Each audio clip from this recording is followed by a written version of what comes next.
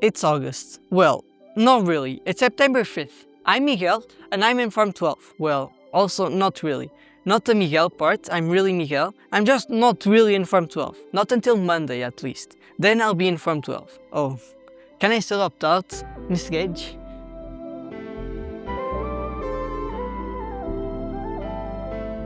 Turns out, I can't. Oh well. You know how these August episodes go. I pretend I have loads to tell you about the summer break, but in fact I don't. And you're all just really eager to know who's in your form class, who your form tutor might be, and what subject teachers you're going to get.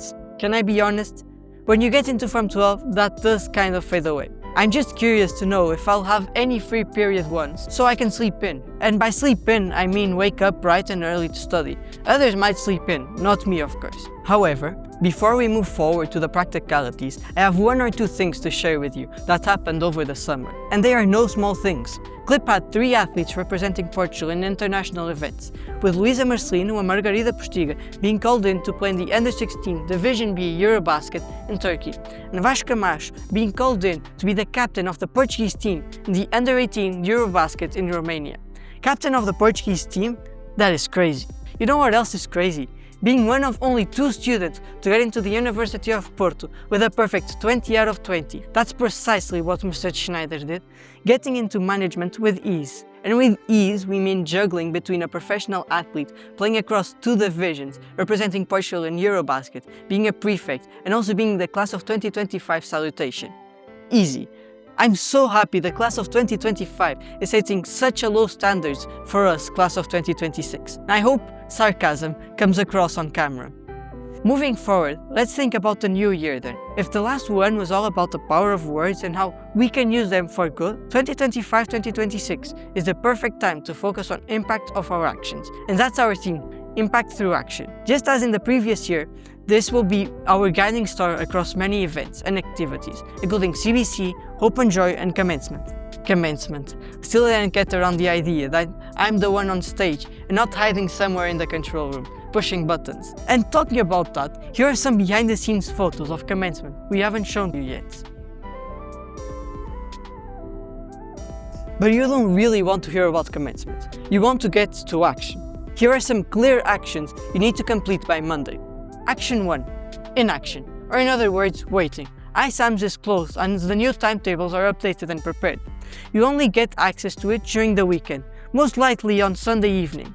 Once the portal and apps open, please check them to ensure you know where to head. As usual, period 1 will be spent on your form class with your form tutor, so make a note where to head. For middle and upper school, the timetable changes after the 2nd week, so don't get too attached. For lower school students, please refer to the communication sent out for more information about specific times. Action 2.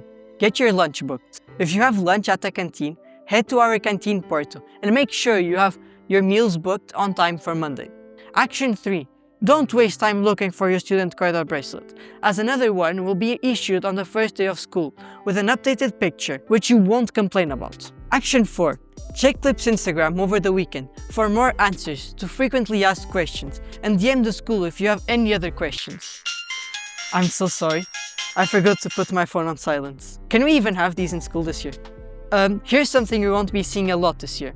Clip has changed its rules regarding mobile phones and other non-educational personal devices, including smartwatches and other wearable devices. This means that a lot is going to change. From pre-K to Form 10, students are not allowed to use non-educational personal devices at school. Students in Form 5 to Form 10 may, at their own responsibility, bring non-educational personal devices to school, but it must be turned off and kept inside a secure pouch provided by the school. Students in the lower school are not allowed to bring any non-educational personal devices to school. Students in Form 11 and Form 12 are permitted to have their own non-educational personal devices during school hours, so I'm all good. Regardless of our year group, certain areas on campus will be designated as device-free zones, where personal devices are not permitted, to ensure the safety and well-being of students, and encourage them to engage socially with their peers. These are the bathrooms, locker rooms, changing rooms, and the MRCs. Using the pouches is simple. 1 pouch per student will be distributed at the beginning of the school year, together with a student card. As a student enters the building, we must place our devices inside and secure them. We can only remove it from the pouch using the wall-mounted stations as we leave the school at the end of the day. Students are expected to always follow these guidelines while on school premises. This includes extracurricular activities, school events, and non-residential trips. If you forgot your pouch, the device must be handed in at the front desk upon arrival and can be collected from the Clip Club's office between 4 and 7:30 upon presentation of your student card. That was a lot of information, but this new academic year promises to be impactful and full of action. There's one thing, however, that has the most impact on all of us: community. Kindness, respect, and inclusivity continue to be our core values, and will continue to embody our motto: we are one. And just next Saturday, the community will be on display. On September 13th, we'll host Clip Community Day.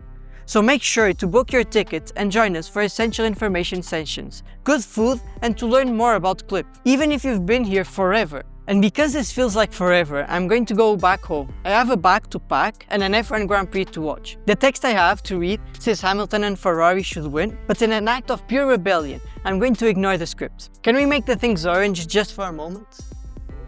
There you go. Hope McLaren and Piastri take the win.